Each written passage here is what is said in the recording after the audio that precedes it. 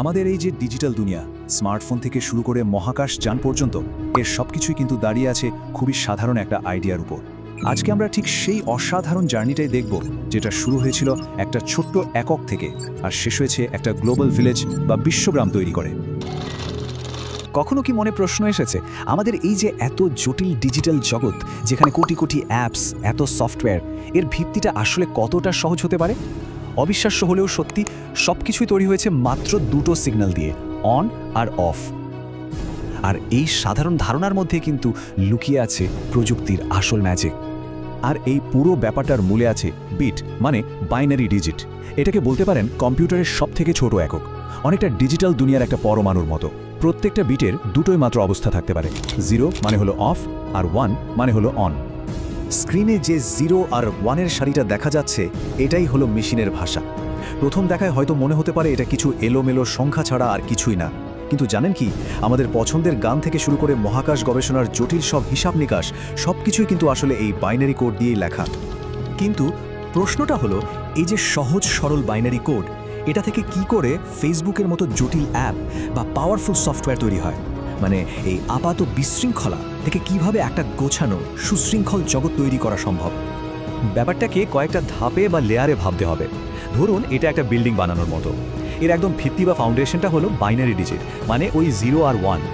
তার ওপরের তলায় আছে লজিক গেট, যেগুলো এই বাইনারি ইনপুটগুলো নিয়ে ছোট ছোট সিদ্ধান্ত নেয়। আর একদম ওপরে থাকে প্রোগ্রামিং ল্যাঙ্গুয়েজ, যা আমাদের মানে মানুষের ভাষায় লেখা নির্দেশ দিয়ে পুরো স্ট্রাকচারটা তৈরি করে। এই লজিক গেটগুলো হলো ডিজিটাল সার্কিটের ব্রেন। এগুলো খুব সাধারণ কিছু সিদ্ধান্ত নিতে পারে, যেমন অ্যান্ড, অর, নট। মানে এরা অবিশ্বাস্য স্পিডে শুধু হ্যাঁ বা না বলতে পারে। আর এরকম লক্ষ লক্ষ গেট যখন একসাথে কাজ করে, তখনই কিন্তু কম্পিউটারের সব জটিল ক্যালকুলেশন সম্ভব হয়। আর ঠিক এখানেই কাজে আসে প্রোগ্রামিং ল্যাঙ্গুয়েজ। এটা অনেকটা মানুষ আর মেশিনের মধ্যে একটা ব্রিজের মতো কাজ করে। যেমন ধরুন সি এর মতো ল্যাঙ্গুয়েজগুলো আমাদের জটিল চিন্তাগুলোকে এমনভাবে গুছিয়ে লিখতে সাহায্য করে, যেটা মেশিন খুব সহজে বুঝতে পারে আর সেই অনুযায়ী কাজ করতে পারে। আচ্ছা, তাহলে আমাদের কাছে একটা ইন্টেলিজেন্ট মেশিন তো চলে এলো, কিন্তু একটা একা মেশিনের ক্ষমতা তো সীমিত, তাই না? আসল পাওয়ার তো তখনই তৈরি হয় যখন অনেকগুলো মেশিন একে অপরের সাথে কথা বলতে পারে। আর ঠিক এখান থেকেই শুরু হয় নেটওয়ার্কের যুগ। নেটওয়ার্ক কিন্তু অনেক রকমের হতে পারে। একদম ছোট থেকে শুরু করলে আছে প্যান বা পার্সোনাল এরিয়া নেটওয়ার্ক, যেটা দিয়ে ফোন আর হেডফোন কানেক্ট হয়। আর একটু বড় হলো ল্যান, মানে লোকাল এরিয়া নেটওয়ার্ক, যেটা একটা অফিসের সব কম্পিউটারকে এক করে। এরপর আছে ম্যান, যেটা পুরো একটা শহর জুড়ে নেটওয়ার্ক তৈরি করে। আর সবশেষে যখন সারা বিশ্বের দেশগুলো একে অপরের সাথে জুড়ে যায়, তখন তৈরি হয় ওয়্যান বা ওয়াইড এরিয়া নেটওয়ার্ক। আর এর সবচেয়ে বড় উদাহরণটা কি? ইন্টারনেট। আর নেটওয়ার্কের এই যে বিশালতা, এটা কিন্তু মোবাইল টেকনোলজির উন্নতির সাথে একেবারে হাত ধরাধরি করে এগিয়েছে। ভাবুন তো, 1G'র অ্যানালগ ফোন কল থেকে যাত্রা শুরু, এরপর 2Gতে এলো SMS, 3G আনলো মোবাইল ইন্টারনেট, আর 4G আমাদের দিল হাই স্পিড স্ট্রিমিংয়ের দুনিয়া। প্রত্যেকটা জেনারেশন আমাদের আরও দ্রুত আর আরও গভীরভাবে কানেক্টেড করেছে আর আমাদের জীবনযাত্রাকে পুরোপুরি বদলে দিয়েছে। কিন্তু এই যে নেটওয়ার্কের ডেটা ছোটাছুটি করে, এটা কিভাবে হয়? এরও কিন্তু কিছু নিয়মকানুন আছে। যেমন সিমপ্লেক্স মোডে ডেটা শুধু একদিকেই যেতে পারে, ঠিক রেডিও ব্রডকাস্টের মতো। আবার হাফ ডুপ্লেক্সে দুই দিকেই যায়, কিন্তু একবারে একজন, অনেকটা ওয়াকিটকির মতো। আর ফুল ডুপ্লেক্সে টেলিফোন কলের মতো দুই দিকেই একই সাথে ডেটা আদান প্রদান করা যায়। এই সবকিছুর ফলাফল কি? এই সবকিছুর চূড়ান্ত পরিণতি হলো গ্লোবাল ভিলেজ বা বিশ্বগ্রামের ধারণা। তথ্য ও যোগাযোগ প্রযুক্তি ব্যবহার করে আজ গোটা দুনিয়াটা যেন একটা গ্রামের মতো হয়ে গেছে। আমরা সবাই একে অপরের সাথে কানেক্টেড, যেখানে ভৌগোলিক দূরত্বটা আর কোনো ব্যাপারই না। এই বিশ্বগ্রাম যে কতটা বিশাল, সেটা কল্পনা করাও কঠিন। শুধু একটা উদাহরণ দিই, ফেসবুকের কথা ভাবুন, যেখানে 100 কোটিরও বেশি মানুষ একে অপরের সাথে যুক্ত। এটা যেন একটা ডিজিটাল দেশ, যার জনসংখ্যা পৃথিবীর যে কোনো দেশের চেয়েও বেশি। এই বিশ্বগ্রামের একটা খুবই গুরুত্বপূর্ণ অংশ হলো ক্লাউড কম্পিউটিং। এর মানে কি?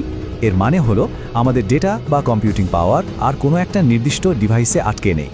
এটা অনেকটা একটা ডিজিটাল ব্যাংকের মতো, যেখানে আমাদের সব তথ্য জমা থাকে আর আমরা পৃথিবীর যে কোনো জায়গা থেকে যে কোনো ডিভাইস দিয়ে সেটা ব্যবহার করতে পারি। আর এই যে এত বিপুল পরিমাণ ডেটা আর কম্পিউটিং পাওয়ার, এর ফলাফল আমরা দেখতে পাই আর্টিফিশিয়াল ইন্টেলিজেন্স বা কৃত্রিম বুদ্ধিমত্তার মাধ্যমে। এটাই কিন্তু আমাদের দৈনন্দিন জীবনকে অনেক সহজ করে তুলেছে। ঘরের কাজ অটোমেট করা থেকে শুরু করে আবহাওয়ার পূর্বাভাস দেওয়া, এমনকি চালকবিহীন গাড়ি চালানো পর্যন্ত আজ সবকিছুই সম্ভব হচ্ছে এর জন্য। কিন্তু এই জার্নি তো এখানেই শেষ নয়।